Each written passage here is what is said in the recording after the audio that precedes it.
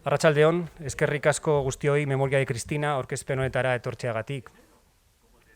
Buenas tardes y gracias por acudir a esta presentación de Memoria de Cristina, libro de Vicente Carrión que organiza la Fundación Fernando Buesa en colaboración con Nimbo Ediciones aquí en Vital Fundazioa Kulturunea. Quiero agradecerte, Vicente, que hayas querido que la primera presentación de tu libro sea aquí en Vitoria y sea con la Fundación con la que tantas veces has colaborado, pero te agradecemos mucho, nos hace mucha ilusión que presentes con nosotros este libro. Mi intervención va a ser breve porque lo interesante es escucharos a los tres en el coloquio que vais a tener a continuación, pero sí quiero decir algo del libro que hoy presentamos. El relato que se hace de la vida de Cristina a través de las páginas de esta magnífica novela enganchan desde el primer momento. Aunque el eje central es la violencia que ha marcado la vida de la protagonista, hay también otras historias y vivencias que hablan del sentido de la amistad, las relaciones de pareja, las relaciones entre hijos y padres, la enfermedad, el sexo, la cárcel, los mundos ideológicos sectarios y cerrados, pero sobre todo habla del peso de las huidas forzosas y de los silencios, los largos y dolorosos silencios que ha habido en este país y que a veces seguimos notando. Leí el libro este pasado verano, gracias a la generosidad y confianza de Vicente, mientras todavía no había llegado a la editorial. Lo leí al mismo tiempo que se producían este verano estos aberrantes recibimientos y homenajes a presos de ETA. En la última quincena de agosto lo recordarán ustedes. Ha sido curioso sumergirme día tras día en la novela y después, cuando paraba y volvía al presente, a la realidad, la sensación era en parte de cierta desolación, porque desde luego queda mucho por hacer, queda bastante por hacer en este país para alcanzar la convivencia. Concluyo afirmando que esta novela enseña mucho. A los más mayores les ayudará a recordar y a preguntarse qué hacían o no hacían cuando todo aquello sucedía, y a los más jóvenes, que ojalá lo lean, a conocer un pasado que se proyecta en nuestro presente de manera casi diaria. Y ojalá asimilen unos y aprendan otros, entre otras cosas, que esos silencios ante lo justificable no pueden volver a repetirse. Paso a presentarles a quienes están hoy aquí en esta mesa y que mantendrán un coloquio entre ellos, y por este orden les presento a Belén Fernández. Ha sido profesora de alumnos con necesidades educativas especiales, ya jubilada. Es escritora y, sobre todo, como ella dice, y esta mañana hablábamos, ella me dice que es una apasionada de la cultura, ya que ha hecho de todo, teatro, ballet y ahora, literatura. Es la impulsora de Nimbo Ediciones, un proyecto cultural de esta ciudad que, por cierto, acaba de cumplir su primer año de vida. Al otro lado tenemos a Antonio Rivera, catedrático de Historia Contemporánea de la Universidad del País Vasco, también director del Instituto de Historia Social Valentín de Foronda y miembro del patronato de la Fundación Fernando Buesa. Y, como no, a Vicente Carrión, profesor de Filosofía ya jubilado, que ha ejercido la docencia en Álava, en Castilla y León y también en Andalucía.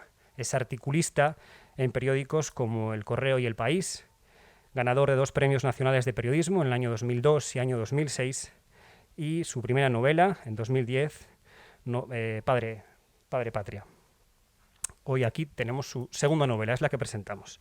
Así que, sin más, os dejo a vosotros que mantengáis ese coloquio y después tendremos tiempo para las preguntas e intervenciones que quieran hacer. Así que, Belén, cuando quieras. Hola, buenas tardes. ¿Qué darle ahora? Gracias. Bueno, buenas tardes. Lo primero de todo, gracias por haber venido a acompañarle a Vicente.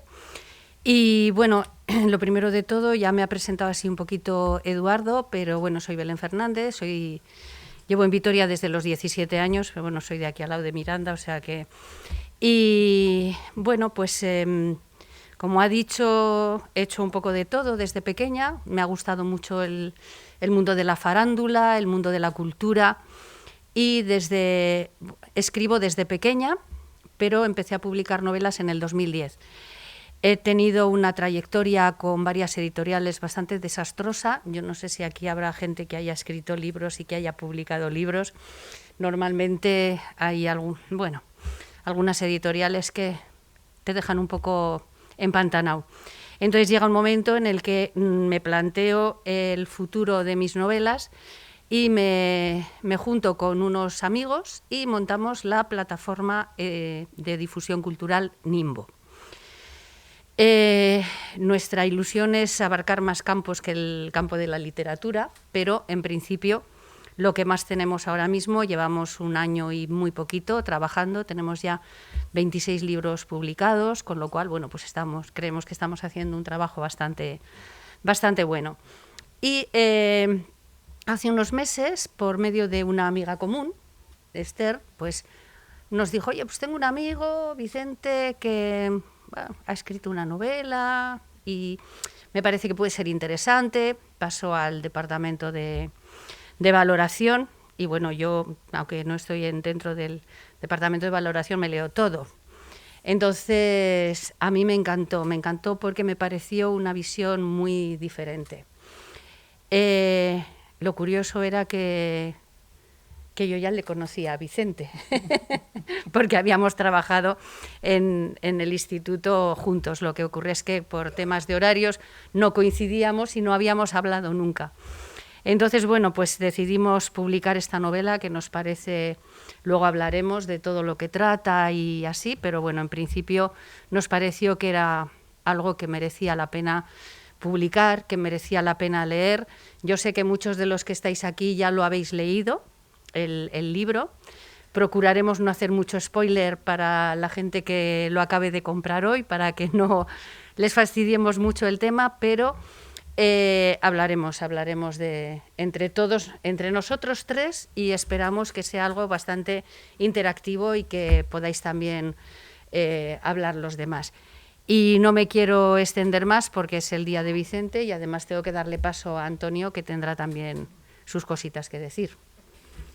Muy bien, pues muchas gracias, Arratsaldeon, y un saludo a todos, muchas gracias por vuestra presencia. Media docena de apuntes para abrir boca y luego que podamos charlar entre todos acerca de esta novela. Los historiadores últimamente vascos estamos últimamente muy pesados al menos algunos historiadores, con un argumento que es tratar de hacer una historia del País Vasco contemporánea, del último medio siglo, una historia del País Vasco con ETA dentro. Normalmente se han utilizado un mecanismo que consiste en hacer toda una literatura historiográfica, ensayística sobre ETA. Esta mañana estaba en una tesis doctoral y uno de los miembros del tribunal decía con muy buen criterio que ETA es, sin ninguna duda, junto con el IRA, uno de los grupos terroristas de los que más sabemos, ¿eh? Pero hacíamos unas historias de ETA y en paralelo hacíamos unas historias del País Vasco donde, como mucho, ETA aparecía pues como una especie de trasfondo, como una especie de escenario, como algo que estaba por ahí, que todo el mundo sabía que estaba por ahí, pero que no estaba del todo claro la simbiosis que se producía entre una cosa y la otra, ¿no? También entiendo que algunas producciones literarias, algunas novelas que se han hecho al respecto también utilizaban o venían utilizando el mismo procedimiento, el mismo argumento. ETA era un poco como si hiciéramos literatura en Sicilia y hablásemos de la mafia, ¿no? Estaba por ahí volando y formaba parte de la atmósfera, de la trastienda, del escenario, como digo, de ese trasfondo, ¿no? Y no es así porque a todos los efectos ETA ha sido una realidad que ha condicionado extraordinariamente la vida de este país, del País Vasco y por extensión del conjunto de España en el último medio siglo, a todos los efectos. Parece que se nos ha olvidado cómo cambiaba radicalmente la vida de muchas de las personas, por ejemplo, que tenían que tomar decisiones políticas mayores o menores cada mañana, cuando a esas horas fatales de las 9 de la mañana inaugurábamos el día con un atentado, fallido o acertado para ellos. Eso trastocaba por completo el timing, la agenda, las posibilidades de actuar, las posibilidades de pensar, etcétera, ¿no? Y esta novela yo creo que aterriza adecuadamente en esa versión literaria de que lo que contamos, en este caso en la ficción, y que les ocurre a una serie de personas vascas que han vivido en la segunda mitad del siglo XX y primeros años del XXI en Euskadi o fuera de Euskadi, está directamente condicionado y mediatizado por la existencia de ETA, ¿eh? Por lo tanto, es una literatura con ETA dentro, no con ETA de trasfondo, y yo creo que es un avance en ese sentido magnífico. 2, es una novela generacional. Yo le escribía a Vicente estas Navidades, después de volverla a leer, ahora ya en libro, no en en el texto inédito original, ¿no? Y le decía, dile a tu editora que le ponga una fajita que ponga, si viviste la transición en Euskadi, esta novela la tienes que leer. ¿Por qué es eso? Sobre todo es una novela generacional donde desfilan pues todo lo que tiene que ver con aquellos años entre el momento del tardofranquismo y los años de la transición, pues el rock and roll, las drogas, el sexo, el miedo, el combate, el compromiso, la implicación, el dogmatismo político, el empacho de conciencia histórica, es decir, sale absolutamente todo, ¿no? Y por lo tanto, todos los que mucho o poco vivíamos en ese tiempo, pues yo creo que nos veremos extraordinariamente reflejados y bien reflejados en este espejo que es la memoria de Cristina, ¿no? E incluso un argumento más, las generaciones son cosas que duran 25 años, así más o menos, ¿no? Pero en el caso concreto de los momentos en que se produce una gran densidad de acontecimientos históricos, parece como que las generaciones se comprimen. Lo diré. Vicente tiene solamente 3 años más que yo, y lo que está contando es un protagonismo en el terreno de lo público, en el terreno político, donde continuamente me está llevando 3 años de ventaja. Es decir, el trozo de realidad al que asistimos y que incluso coprotagonizamos, en 5 años cambiaba radicalmente. Te permitía ser protagonista o secundario en una escena, salirte de la escena y tú todavía seguir viviendo. Es muy interesante. Esto es muy característico, como les digo, de los momentos de alta densidad de acontecimientos, de alta densidad histórica. No es exclusivo de la transición, pero es muy expresiva de estos momentos cruciales. Es una historia de una trasterrada, ¿eh? Recordemos que el simposio de este pasado año, del 21, de la Fundación Fernando Buesa con el Valentín de Foronda, trató precisamente de esta realidad, de los trasterrados. Y la novela de Vicente expresa perfectamente la sinuosidad, la complejidad, la dificultad de identificar qué es un trasterrado. Un trasterrado puede ser una persona directamente amenazada con pelos y señales por la organización terrorista, puede ser una persona harta de no reconocer el país en el que vivía hasta entonces, puede ser una persona empujada por diferentes circunstancias. En definitiva, es la condición más subjetiva y en ese sentido más difícil de establecer un común para determinar una categoría social. Ese es uno de los graves problemas, o de los grandes problemas de los trasterrados, que en este caso concreto se muestra muy bien. Es decir, Cristina, una trasterrada, y todavía no hacemos spoiler, lo es por diferentes razones que, dependiendo de cuál sea la animosidad o la consideración de cada uno de los lectores, pues podrá decir, hombre, pues tenía razón para poner tierra de por medio, o quizás no tenía tanto, o qué piel más sensible, o cuánto aguantó. Esto es un poco la característica habitual de los trasterrados. En cualquier caso, sí que nos cuenta, entre las muchas ideas que se formulan en la novela, una muy importante que ya conocemos y que aquí se narra también con toda suerte de referencias, ¿no? Y es ese salto de la clandestinidad de Franco a la clandestinidad de ETA, ¿no? Y es esta circunstancia que mucha gente ha vivido y que tuvo que pasar de huir y de vivir en una suerte de clandestinidad, de catacumbas con respecto a la dictadura, y cuando todavía no había acabado de salir de una, enganchó y empalmó directamente con la otra, y esto condicionó por completo su vida, ¿no? Esta es una novela escrita por una persona con una gran experiencia política, con una intensa experiencia política, y donde la política lo cruza absolutamente todo. La política es el fermento, la política es lo que de alguna manera da sentido o sin sentido a la vida. Y es una novela donde se aprecia un diálogo constante entre lo público y lo privado. Es decir, el punto de partida del tiempo de aquella transición fue que todo lo privado es público, como dicen las feministas, ¿no? ¿Y hasta cuándo? ¿No? Porque, claro, la novela está debatiendo continuamente sobre hasta qué punto lo público, el compromiso con lo público, el compromiso con la política, el entusiasmo por la política, nos robó la vida real.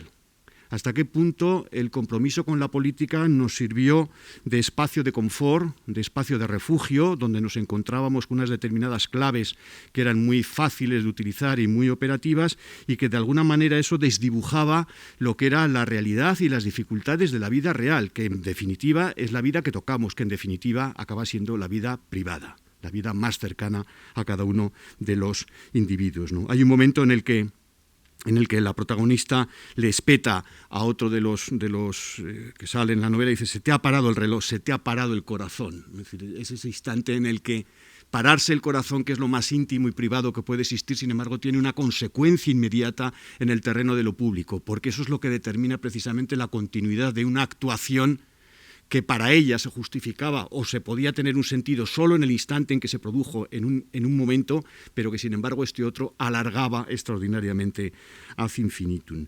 Si hubiera que ponerle una pega a la novela, que es una pega un poco retórica, como verán inmediatamente, es que habla de demasiadas cosas. Es decir, es una novela media, no es larga, tampoco corta, pero es que salen todos los problemas, o todas las, no problemas, sino todas las cosas que le pueden rondar a una persona, en este caso a un varón blanco occidental, supongo que heterosexual, como se dice ahora, ¿no? Le pueden pasar por la cabeza, ¿no? Y entonces aparecen los varones en crisis, las nuevas masculinidades, la interpretación del feminismo y de qué feminismo estamos hablando, la problemática con los hijos, la pugna o la brecha intergeneracional, las relaciones de pareja.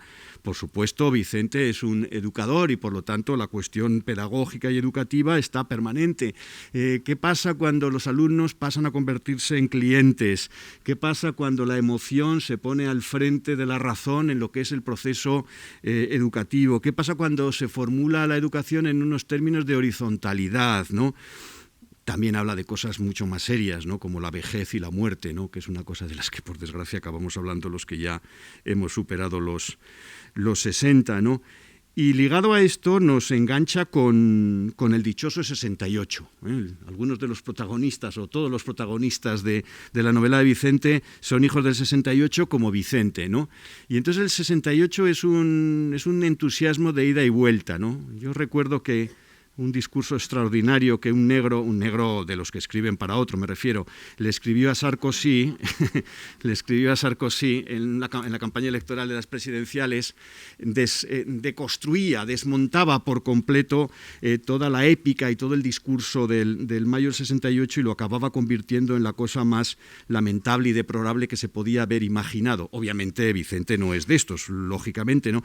Pero sí que se pregunta continuamente en su novela hasta qué punto el 68 generó una especie de fantasía sostenida en muchos lugares comunes que luego el paso del tiempo nos ha demostrado en ese contraste con la vida privada que no tenían tanta razón o argumento como habíamos supuesto, como en el caso concreto de Euskadi, ese 68 y muchos lugares comunes del 68 ha sido un creador de monstruos, del gran monstruo en definitiva, o incluso cosas todavía más que podemos discutir luego, hasta qué punto, mientras los demás nos hacíamos mayores y no se nos paraba ni el reloj ni el corazón, algunos hicieron o se empeñaron en quedarse en ese tiempo, lo cual es muy malo, pero tenía una gran ventaja y es que fueron los que acabaron reteniendo y quedándose en exclusividad con la épica del antifranquismo, con la épica del 68, es decir, una especie de retención geológica de lo que había sido lo más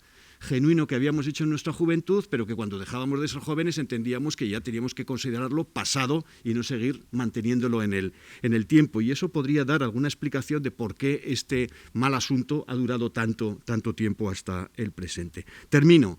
Es una historia creíble, que eso es muy importante. Es decir, luego hablaremos, ¿no? Hasta qué punto la literatura puede ser un refugio más estimulante para los traumas inmediatos que el conocimiento historiográfico, por ejemplo. Es un asunto que nos preocupa mucho a los historiadores. Y en torno a algunas novelas, todavía de más éxito que la que va a tener Vicente, pues se ha hablado hasta qué punto los personajes no son demasiado estereotipados o hasta qué punto los estereotipos no son demasiado condicionantes, vamos a decirlo así, demasiado forzados, ¿no? Bueno, la novela que no cito y a la que me refiero y la novela de Vicente a la que sí me refiero coinciden en una circunstancia y es que los estereotipos son lo que hemos visto con nuestros propios ojos, por lo tanto son poco estereotipos o son estereotipos muy convincentes y extraordinariamente reales, ¿no? Pero además, en el caso de esta novela, yo creo que tiene una mirada no voy a decir empática, pero sí una mirada muy equilibrada en relación al dolor. Al dolor, en este caso creo que lo digo bien, de unos y de otros. El dolor de las víctimas y el dolor de los victimarios. El dolor que se producían también los victimarios en su propio desarrollo. Y yo creo que lo aprecia perfectamente, aprecia los dos, y lo aprecia los dos sobre todo porque lo ve desde la perspectiva de la razón moral que proporciona la democracia, que no es un pequeño argumento precisamente para ser capaz de entender lo que podía motivar a partir de la emoción y del dolor a unos y a otros. Y por último, claro, me quedaba a decir que es una novela que está muy bien escrita, que parece que solo le he sacado la parte del hueso y no voy a decir la parte final. Es una novela que emociona, que es en definitiva de lo que se trata también en estos casos. Con lo cual, bueno, pues vamos bien, Vicente, adelante usted. Espera, que voy.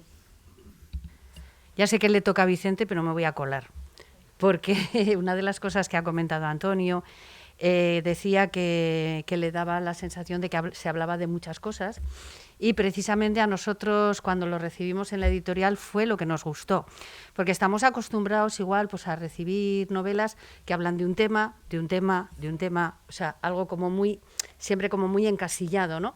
Entonces a nosotros lo que nos gustó, y lo tenía aquí puestecillo, es que Vicente nos habla de todo tipo de convivencia, empezando con la convivencia entre dos países, por llamarlo así de alguna forma, entre comillas, dentro de una ciudad, la gente que había, las relaciones de amistad, que algunas pasaron por encima de todo lo político, pero otras les pasó por encima lo político, las relaciones de pareja, las relaciones entre personas, como decía él, no, los hombres que están un poco ahí en precario, las mujeres que están un poco más, no sé cómo decirlo sin poder ofender a nadie, ¿no?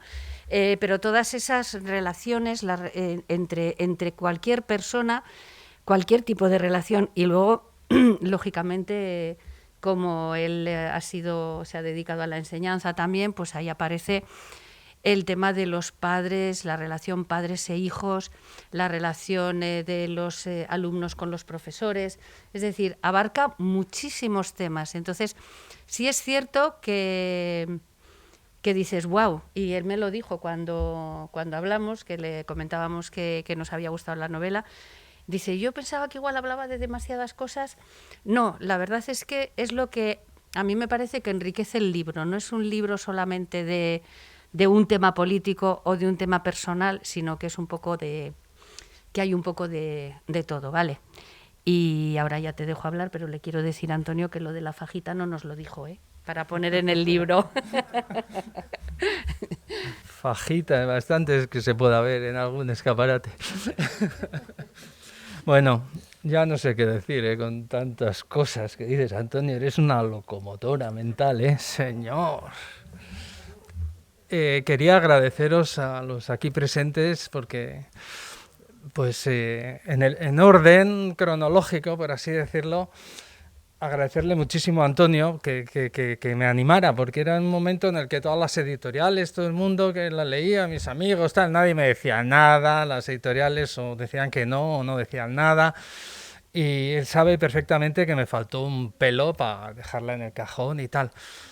Y en la medida en que sé que es un personaje potente como historiador, el que él apreciara la novela me daba mucha tranquilidad, porque siempre estás con la duda, ¿no?, de si estás metiéndote en un terreno en el que te bailan ya los años, los datos, las perspectivas y tal. Entonces me reconfortó muchísimo sus ánimos. Y el término ese que dice generacional, pues también lo entendí como un elogio, aunque seguiremos discutiendo si se mezclan demasiadas cosas o no y tal. Luego vino Eduardo, que se la había mandado también, y en plenas vacaciones, desde no sé qué isla de Canarias, me dice que le había gustado mucho, que tal y cual. Y bueno, yo estaba también de vacaciones y pegaba saltos por el Pirineo, porque decía, joder, me ofrecía además, me decía que si conseguía publicarla, pues que me ofrecía el apoyo de la Fundación, ¿no? Y como todos sabéis, pues la Fundación Fernando Buesa, por no sé qué motivos, es mi preferida y os tengo mucho cariño y me hace muchísima ilusión que me avaléis.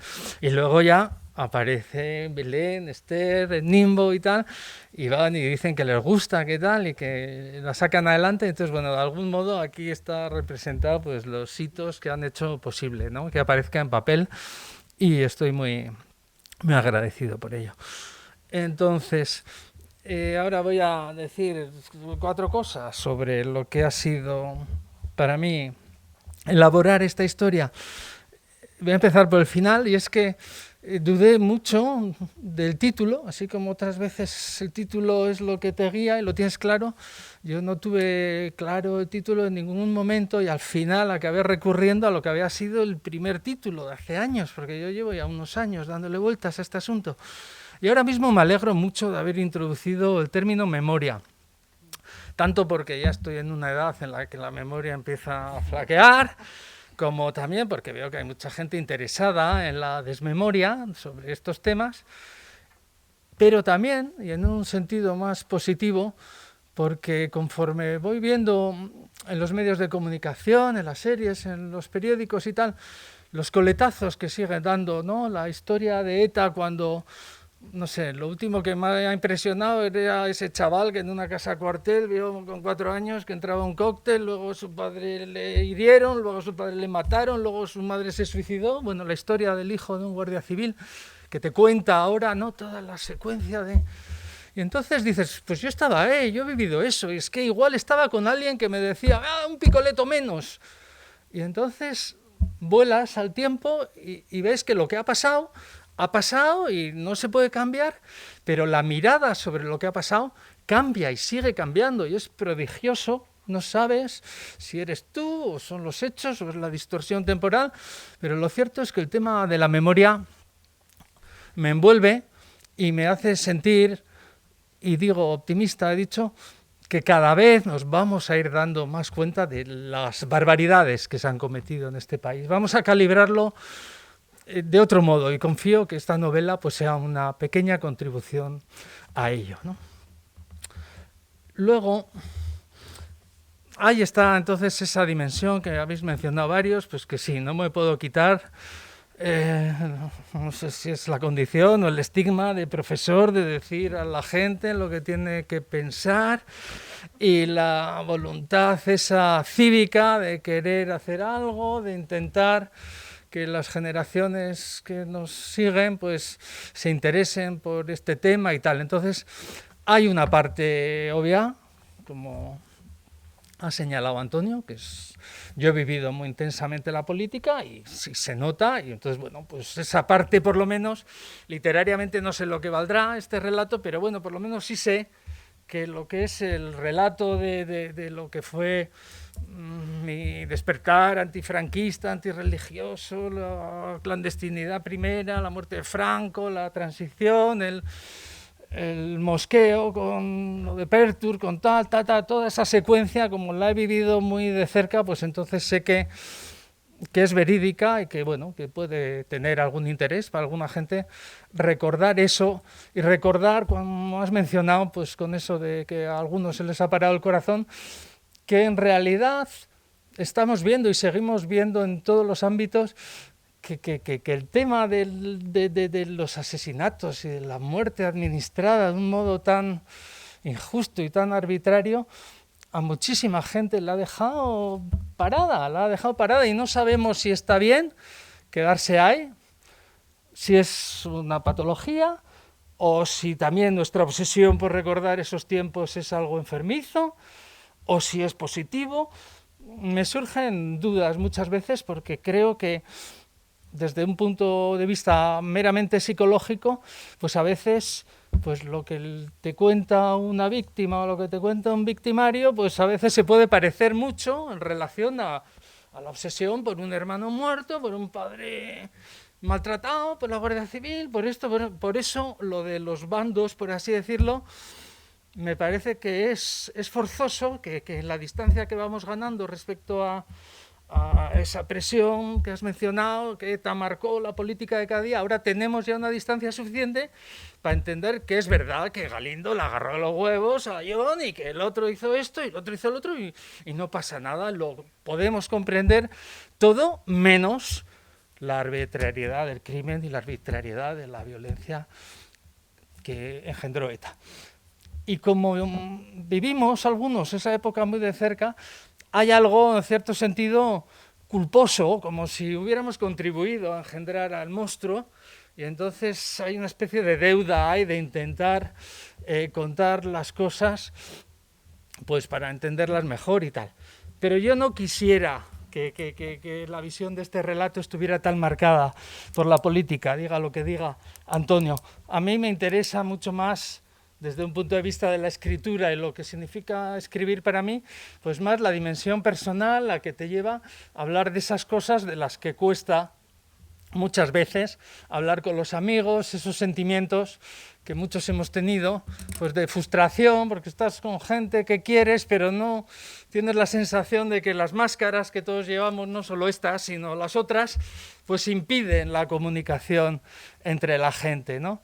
Y entonces pues me ha salido sacar esos fantasmas y hablar del no decir, de las familias, de cómo nos hemos educado desde siempre, en aguantarnos las cosas, las dificultades para comunicarnos, pues lo que habéis dicho, ¿no? Pues con la pareja, con los hijos, con los padres, con todo el mundo. Y entonces, bueno, ahí hay una función un poco terapéutica, podríamos decir, en la que para mí la escritura pues intenta cubrir ese hueco o buscar las palabras que no te has atrevido a decir en un momento o no has sabido encontrar y tal.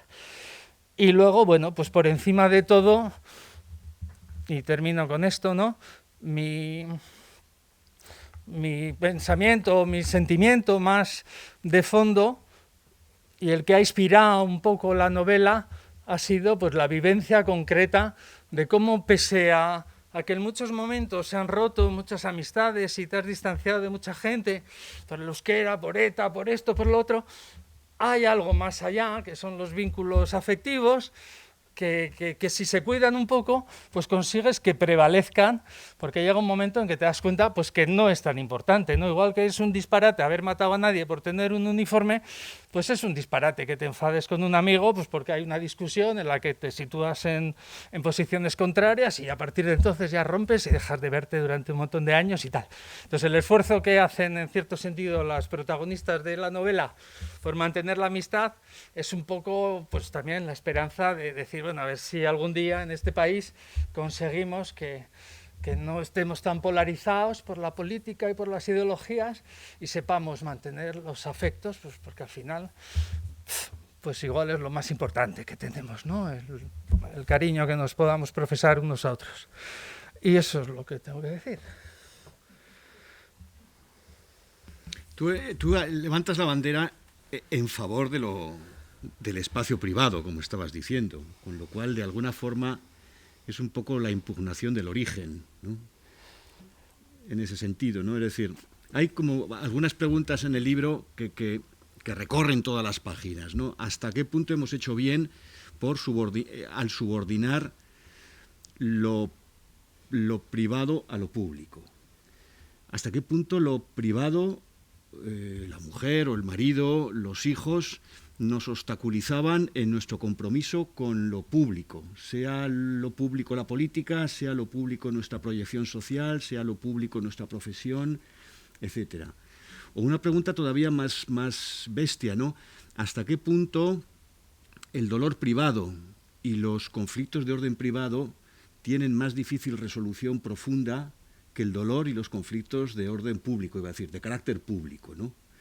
Es interesante porque, claro, tú reivindicas, tú sales de un arranque, de ese arranque de la política como expresión sublime de lo público, como un empacho de público, que eso es en definitiva lo que fueron nuestras microgeneraciones en el cambio del franquismo a la transición y luego a la democracia, pero al final la reivindicación del libro de alguna manera es que la única vida realmente existente es la vida que se toca, y la vida que se toca o que tocamos, y la vida que se toca o que tocamos es la vida de lo privado, de los nuestros, por decirlo de alguna manera, de los más cercanos, y esos son los que nos traen los conflictos de verdad. ¿Qué es más difícil resolver, un conflicto con nuestro hijo que un conflicto con nuestro país, por decirlo de una manera un poco abrupta? No, yo creo que no hay duda de eso, ¿no? Que en realidad Lo que yo he tenido la sensación es que, y lo intento expresar en el libro, cuando me meto en la parte del desencanto y las proyecciones, es que mucha gente se vuelca en la política un poco para olvidarse de sus marasmos personales, ¿no? Entonces,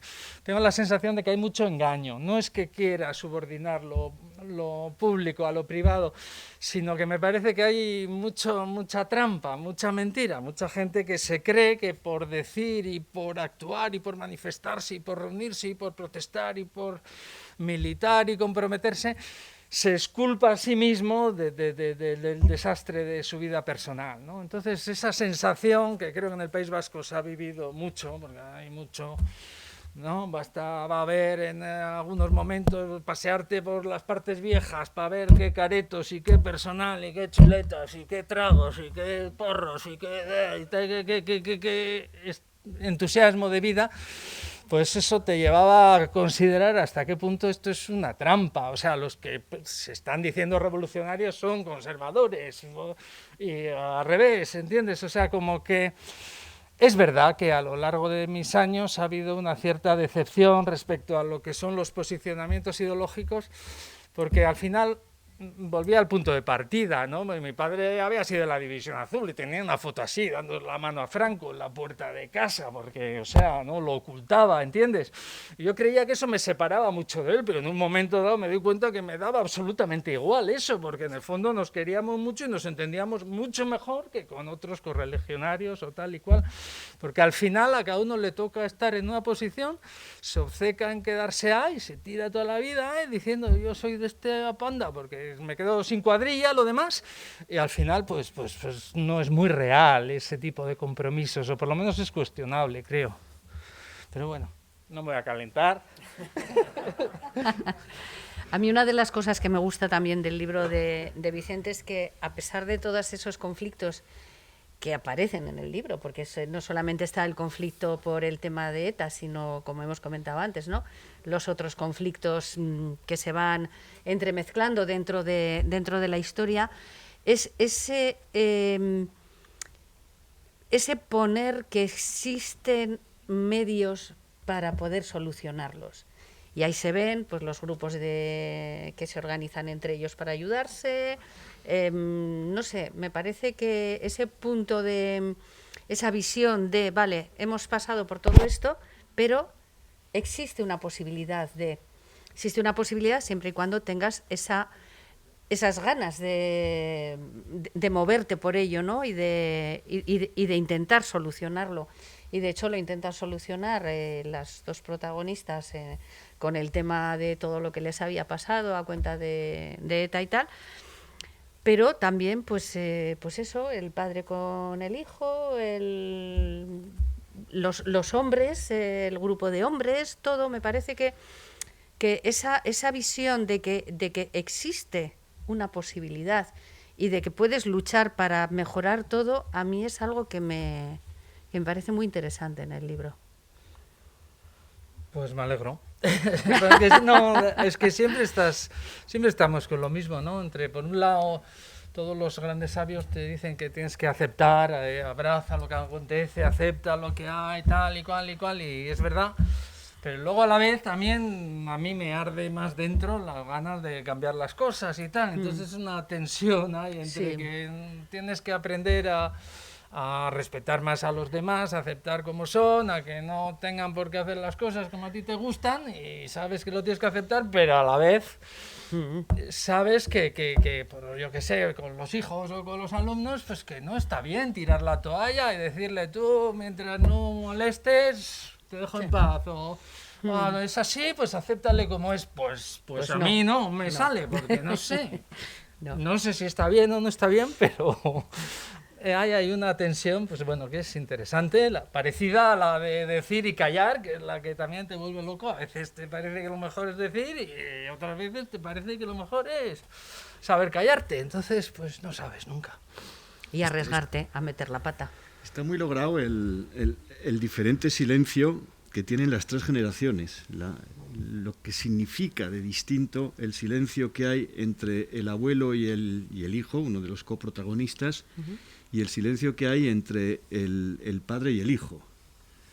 En realidad el único que habla es nuestro protagonista, su padre calla, porque calla con esa historia de la División Azul que tú acabas de contar, aunque en su caso tu padre no callaba por lo que indicas, o al menos lo contaba con la foto. Es decir, es ese silencio que tiene que ver con el silencio de, o bien de los perdedores o bien de los neutrales o oposicionales que prefieren no recordar aquello porque es bastante horroroso, y sin embargo nosotros éramos los reclamantes en aquel tiempo de explicaciones, ¿no? Y se lo reprochábamos encima, cobardes. Esa comunidad de silencio que se ha dicho aquí, que se ha escrito muchas veces, ¿no? Que funciona hasta que aparece la generación de ETA, que le echa en cara precisamente a la generación de silencio ser generación del silencio, ¿no? Y luego, claro, los silentes en estos momentos son nuestros hijos, que sencillamente no les interesa la conversación, porque están a otra bola, están en otra historia, ¿no? Entonces es una cosa muy sencilla, pero que son dos fotografías históricas que de una enorme densidad, otra vez, ¿no? Me ha gustado mucho esa parte, me parece muy, muy interesante.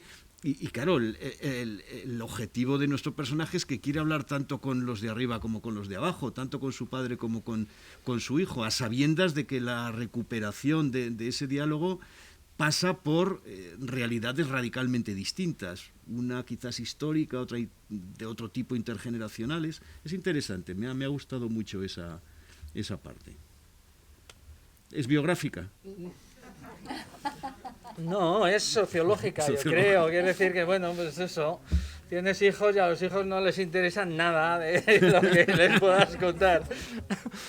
Y a ti te interesa lo de tus padres cuando ya están muriéndose o se acaban de morir. Y entonces estamos siempre a contratiempo en esa historia. En el epílogo de Crónica de un instante, recuerdo que Cercas hace una especie de reconciliación con su padre de este carácter, ¿no? Le ubica a su padre en lo que podría ser el franquismo sociológico, aquel de que habló Amando de Miguel en su tiempo, pero dice que al final acabó entendiéndole, es decir, entendiendo lo complicado de la existencia real, en este caso de salir vivos de un intento golpe de Estado, mejor o peor organizado.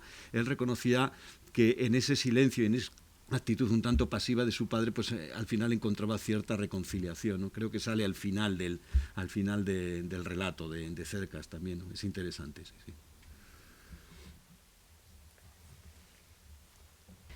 Entonces, ¿crees que tenemos demasiados frentes abiertos? Tenemos el problema de poder contactar con nuestros mayores, el problema de poder contactar con nuestros hijos, el problema de poder contactar con las parejas, con... No, hombre, para mí el problema es que yo eso sinceramente ya me doy cuenta, porque, bueno, pues yo qué sé, cuando en este mismo escenario de una mesa redonda con Luis Echenique, tal y cual, hablando sobre literatura y tal, yo ya me doy cuenta, soy perfectamente consciente de que la buena literatura es la que te sumerge en algo con densidad y con finura y con interés y con detalle y tal. Y eso no está a mi alcance.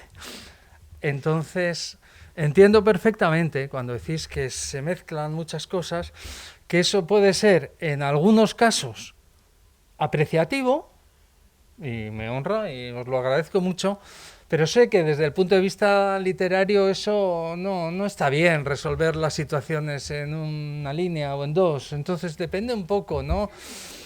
A mí lo que me pasa es que me gusta pues un tipo de literatura pues igual más ideológica o más, bueno, pues de una velocidad mental o X, ¿no? Me aburren los paisajes, las descripciones, tal, me lo salto todo y tal. Va con gustos.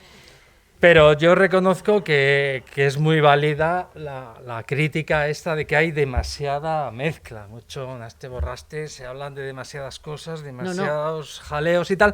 Aunque tú digas que eso nos ha podido gustar, yo entiendo que puede ser un lastre para este relato. A mí me gustaría poder escribir con más sosiego, con más detalle, con más finura, porque creo que eso es lo que realmente la gente busca, ¿no? Que cuando lees un libro te transporte y te envuelva y te lleve y tal. Pero en este caso, quizá porque hay demasiada, o porque tiene mucha intención política, ideológica, pues se marca ahí un ritmo pues que igual literariamente acaba siendo un poco fallido, no lo sé. Yo En sigo todo sin- caso, perdona, sí que es verdad, y lo habéis dicho de un modo u otro, que me gusta escarbar en la dualidad esta de lo público y lo privado y contrarrestar, ¿no?, esa dimensión política y social y de puertas afuera con lo que se pueda estar viviendo para adentro, porque me parece que eso es un filón, porque realmente, pues lo siento, Antonio, pero pues eso, la historia sin carne, hueso y sentimientos, pues me acaba resultando pesada. Cuando estoy ayudándole a mi hijo con sus estudios, pues me parece espantoso el modo en que explican las cosas, pues porque me parece que no les puede interesar nada, de nada, ¿no? Sea lo que sea, aunque sea el marxismo, aunque sean cosas que a ti te resultan próximas, o quizá por eso, pues me horroriza el enfoque histórico tan asociado a fechas, datos, acontecimientos. Me parece que hay que darle una carga mucho más vivencial al asunto. Por eso... Pero lo que tienes que hacer es cambiar de literatura, hombre, ya la buena historia no es esa, por Dios. Ya te las voy a recomendar. Recomiéndame. No, sí, por eso me gustan pues, algunos, yo qué sé, Tony Youth y algunos de esos Claro, claro. le dan otro aire, claro. Acabas de decir. O el Harari. Dentro de las muchas cosas de las que hablas, y yo también me apunto como tu editora a decir que desde mi punto de vista que yo también soy un lector funcional, un lector pragmático, también soy de los que no acepto 3 páginas para decir que iba a abrir la puerta, se le cayó la llave y no la encontraba debajo del felpudo, o sea, esa literatura de 800 páginas yo no soy de esos, voy buscando algo, ¿no? Entonces por eso me ha gustado que hables de muchas cosas, ¿no? Una de las que hablas, que es un tema que no resuelves, pero que lo resuelves de alguna forma, pero que es un problemón enorme, es ¿cuáles son los límites del espacio común para no tener que sentirte extraño y a la postre para tener que irse? Es decir, volvemos otra vez al asunto de los trasterrados.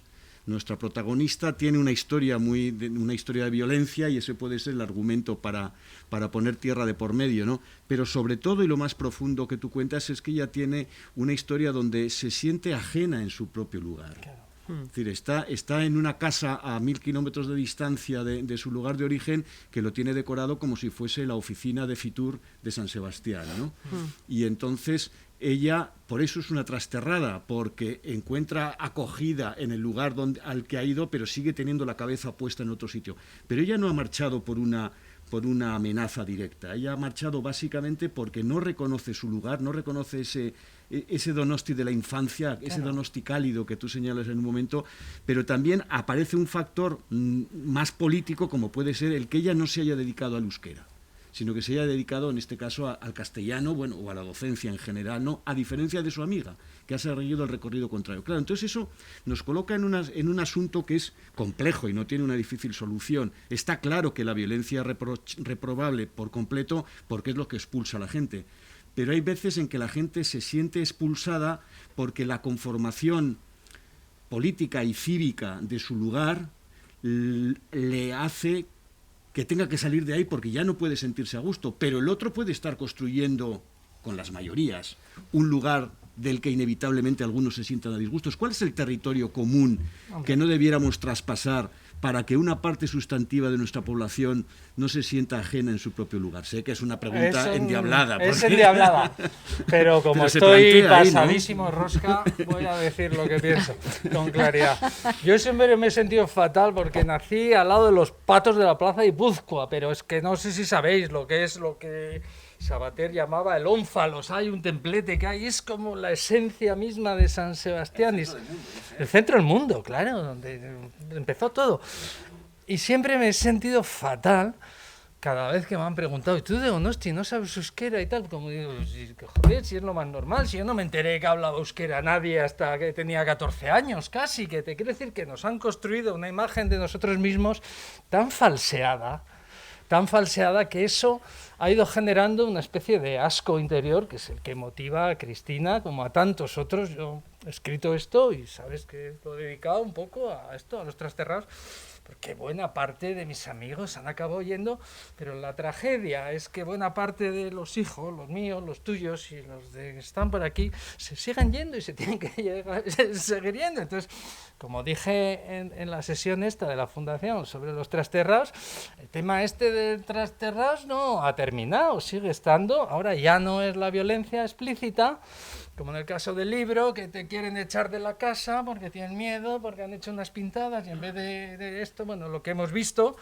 el otro día en la prensa también, pues que a uno que le han atentado contra él, pues en la casera le dice que mejor que se vaya de la casa, ¿no? En vez de mostrarle su apoyo. Pues no, pues esa era la parte cruda de la presión terrorista y ambiental y la cobardía de buena parte del pueblo vasco, pero ahora mismo en ese límite yo creo que están los porcentajes, y si no me confundo mucho, pues no hay mucho más de un 20% de la población de la comunidad autónoma que viva en euskera, y sin embargo ese 20% está empeñado en que todo el mundo vive en euskera, y aunque no lo consigue y no lo va a conseguir nunca, el precio que estamos pagando es que, pues eso, todos los que vienen de aquí de fuera, como mi niño nigeriano que le doy clases de apoyo, pues no entienden nada, justo ha aprendido el castellano, pero no entienden nada de euskera, ni de inglés, ni de nada.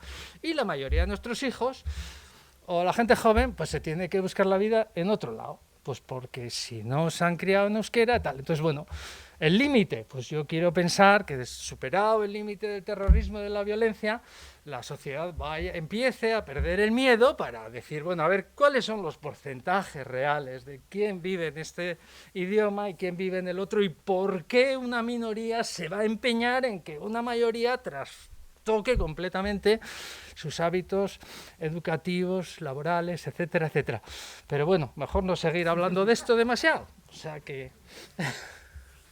Yo quiero que pregunte la gente si quieren. Yo creo que hay muchos temas abiertos. No todos han leído el libro seguramente, pero los temas que tocamos son por todos conocidos, así que es vuestro turno. Cualquier pregunta, intervención, comentario es bienvenido. Así que por ahí hay una pregunta. Un segundo, que hay un micrófono porque como... Sí.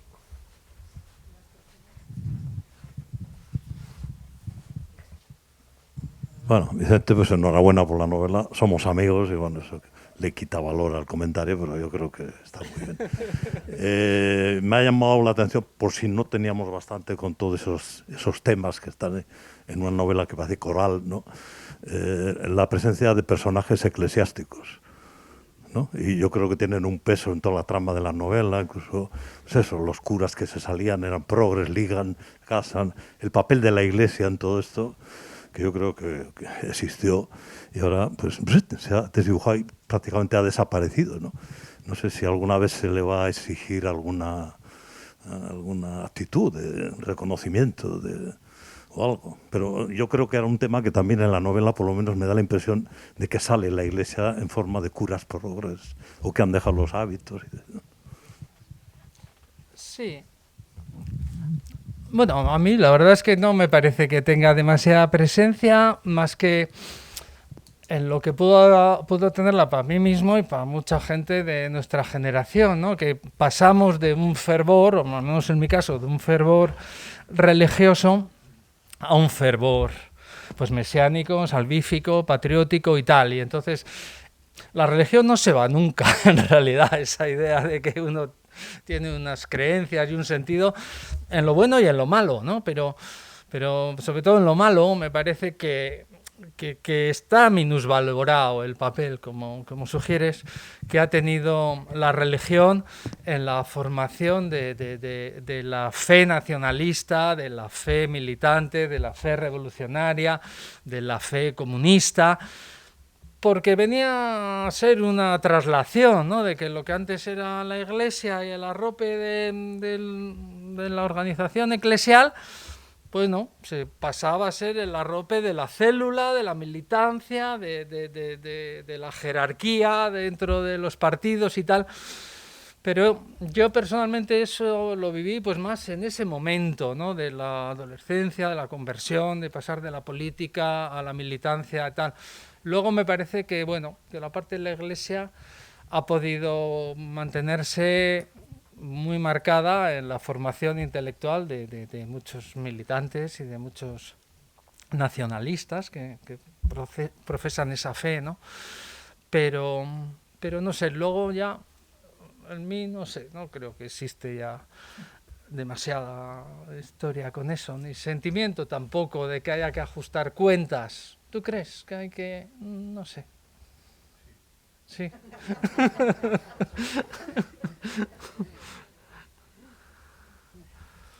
¿Alguna cuestión más? Por aquí.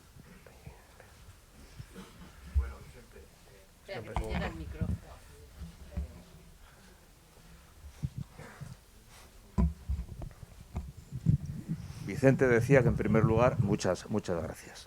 Bueno, a ti, a Belén, que es un auténtico lujo en Vitoria tener una editorial, y a Antonio, brillante como siempre, que decía de la presentación de Eduardo. Bien, como decía Antonio, dices muchas cosas.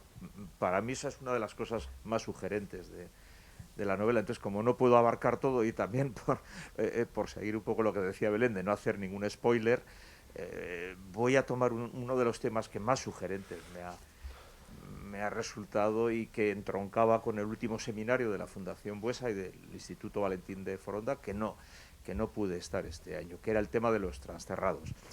Está en el libro, y yo me imagino, aunque no sé si se puede decir, Vicente, que dentro de los transterrados y de la figura de los transterrados, tú y yo conocemos a muchísima gente. Has hablado antes de esa fuga de compañeros y de amigos durante muchos años en la educación vasca, que han tenido que buscarse en la vida en Burgos, en Cantabria, en La Rioja y en otros lugares. Esa es una fuga de gente del país que ha sido una sangría terrible, ¿no? Pero a la que nadie desde nuestros poderes ha hecho caso.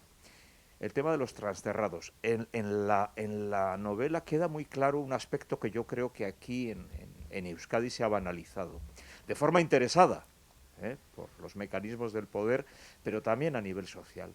Bueno, se han ido, no serán tantos, se exagera, bueno, igual se han ido y están mejor, bueno, estarán de vacaciones, estarán al sol, con lo que aquí llueve, y tú dejas claro algo. Hay un momento en el que dejas muy claro en la novela cómo esa persona que ha tenido que irse a otro lugar y comenzar una vida en otro lugar, en un momento determinado se encuentra con que no sabe su cosmovisión de Donosti, los carteles de Fitur que mencionaba Antonio, en Granada, o sea, lo difícil que es, y eso no se puede banalizar, lo difícil que es para una persona que es arrancada de una maceta y es plantada en otra maceta, echar raíces allí, y cómo va a echarlas. Es el tema en el colegio de cuando le dicen que era una marfolla, y ella piensa que están aludiendo pues a un comportamiento sexual ofensivo,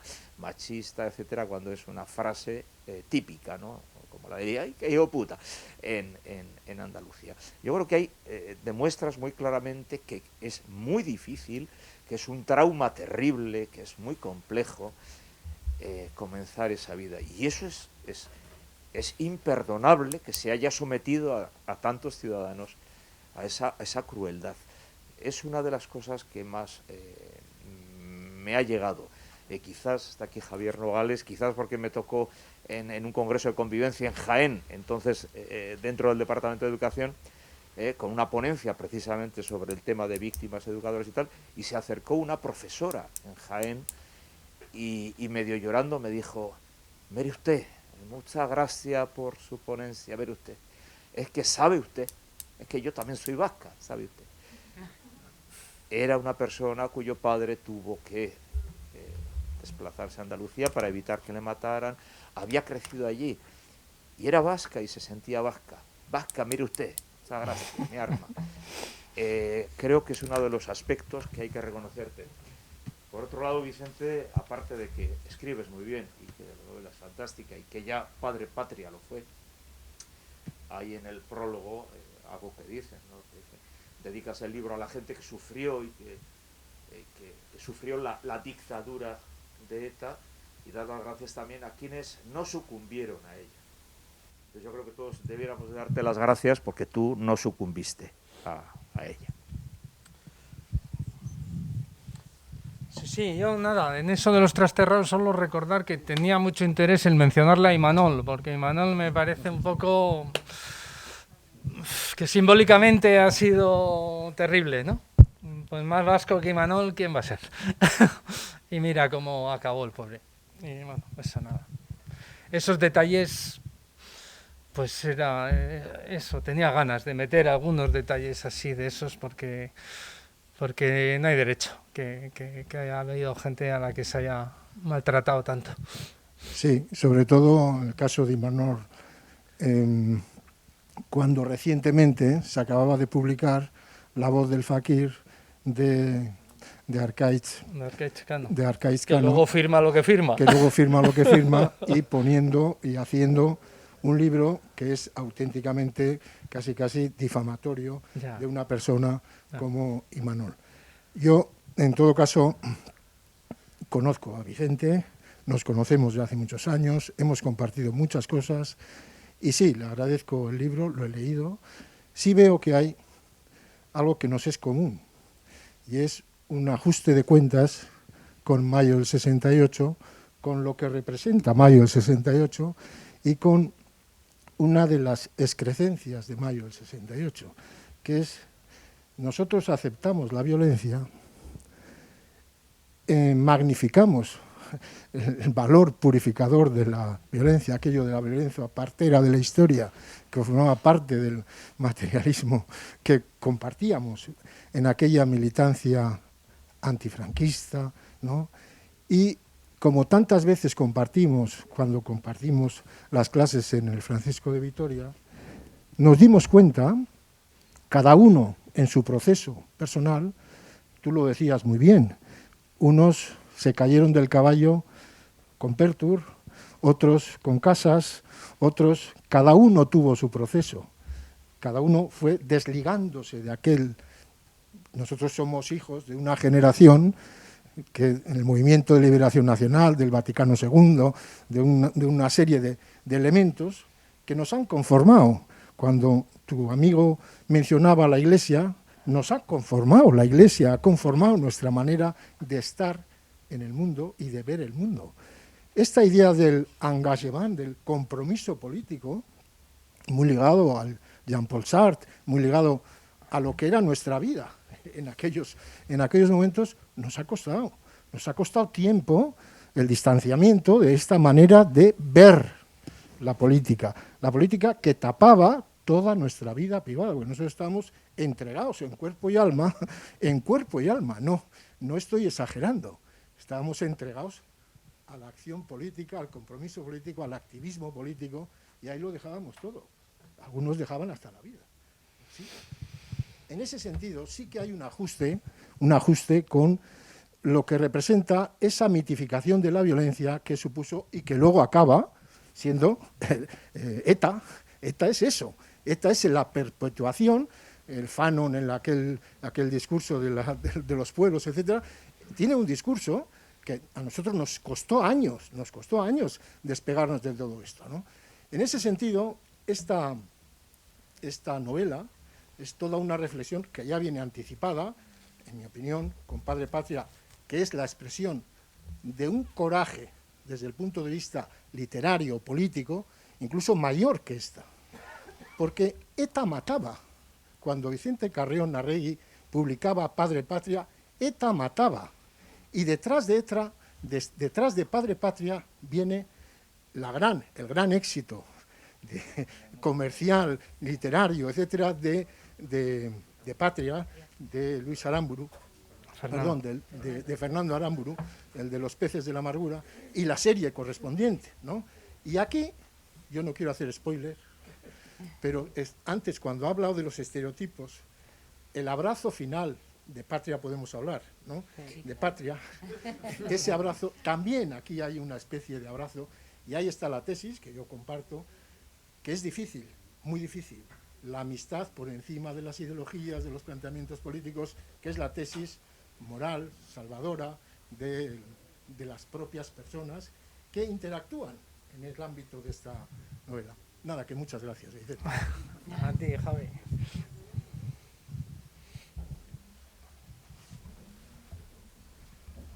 ¿Alguna intervención más? ¿Alguna pregunta, comentario?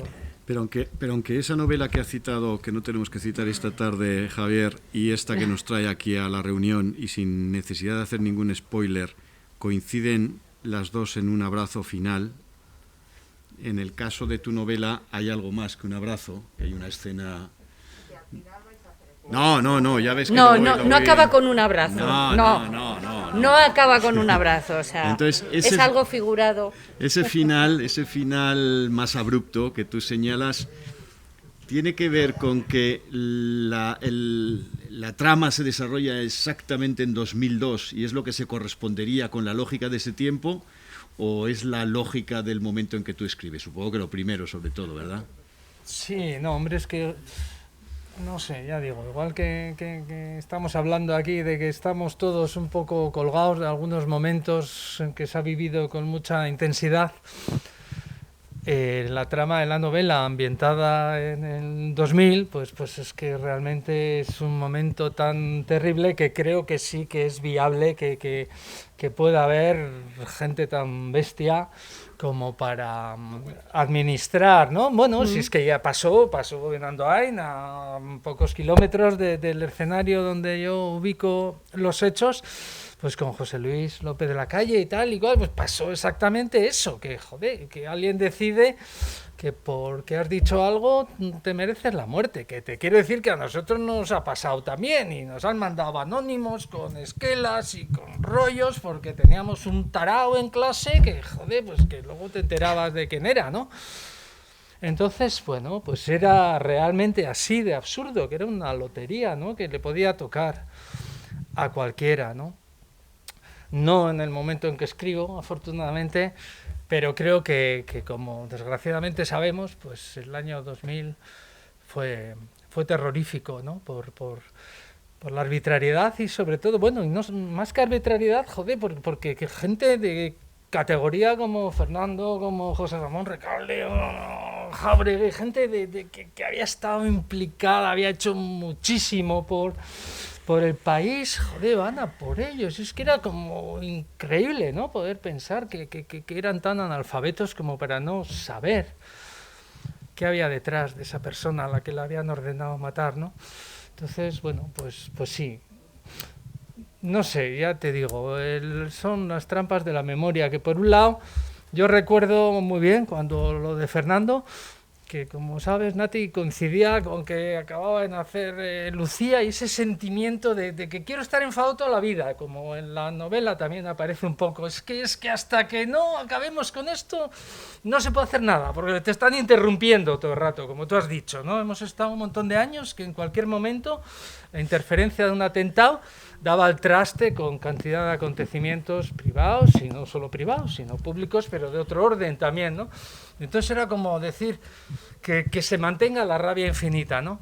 Ahora, afortunadamente, pues gracias a las trampas de la memoria, en el 2022 ya no queremos estar enfadados todo el rato, y eso creo que es un avance humano importante, que sabemos que ya no es desde la rabia cómo hay que combatir a la gente que justifica esto, o que ha hecho esto, o que sigue defendiendo que estuvo bien hacerlo. Ahora lo podemos combatir y lo combatimos pues de otro modo, pues con la novela. Sí, con lo que sea, pero sin entrar en ese juego. Sí, con otra de odio. serenidad. A mí me impresionó mucho el libro ya no me voy a acordar ni el nombre, de Gesto por la Paz, cuando reprochaba que, cuando lo meto en la novela también, cuando lo de Miguel Ángel Blanco, que estábamos todos encantados de salir gritando, sin pistolas no sois nada, tal, y estábamos todos furibundos cuando lo de Miguel Ángel Blanco, y luego esta, ¿cómo se llama? La de Gesto por la Paz, de Moral, o Rosa. En el libro que escribe contando, ese pequeño gran libro, en el que cuenta la historia de Gesto por la Paz, muestra su dolor y su enfado por quienes hacíamos lo mismo que ellos, que era dejarnos poseer por la rabia y por la agresividad, aunque solo fuera verbal. Y a mí eso me daba que pensar, ¿no? Porque por un lado me parecía que había sido estupendo el estallido, ¿no? de malestar colectivo, ¿no? Y de que tuviera que estar la Ertzaintza protegiendo la sede de HB, me parecía estupendo, que por fin es todo al revés. Pero luego te dice esta, pues no es tan estupendo. Y te paras a pensar y dices, pues igual tiene razón. Es mejor que no combatamos esto ni con ira, ni con rabia, ni con agresividad, ¿no? Pero es esto, la memoria nos ayuda a ver las cosas de otro modo y está bien. Pues si no hay ninguna cuestión más, yo creo que los que... ¿Sí? ¿Alguna cuestión por ahí? ¿Sí? ¿Por ahí? Por ahí. Aquí en primera aquí. fila.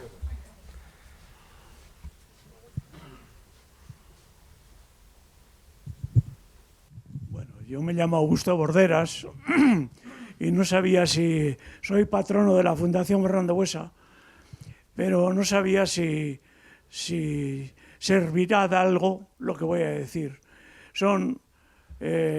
Estoy a punto de este año de cumplir los 90 años y en la época ya última de mi vida, y yo he vivido, como es lógico, todo este proceso que se está hablando aquí. Solo voy a contar una cosa. Hacia el año 84, yo era entonces el director del hospital de Txagorritxu y Jesús Loza el subdirector. Y vino a hacer una inspección el jefe de Insalud, que era un catalán, un señor que había sido un economista, se llamaba Raventós, no pariente del otro Raventós político, y el director general de hospitales de Insalud, porque todavía no estaban transferidas las competencias sanitarias a la autonomía.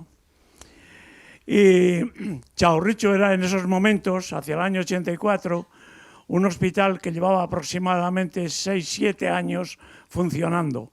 Un hospital nuevo, de 600 camas, con un presupuesto próximo a los 4.000 millones de pesetas, con una generación de gente muy formada, y era un gran hospital. Entonces, todo fue elogios hasta que llegó una noticia. Habían puesto una bomba al jefe de la Ertzaintza y habían matado a Arcocha esa mañana. Y allí se acabó toda la superproducción de ego que habíamos almacenado Jesús Loza y yo. Ahora, después de pasar tantos años, no puedo recordar todo esto, es una sensación de asco y de pérdida de tiempo, porque el hospital precisamente que nosotros queríamos poner en función, en la mejor función posible, era un sitio para aumentar la vida, para mejorar la vida, para salvar la vida de las personas, pero había gente que se dedicaba a quitarla. Muy bien, Augusto.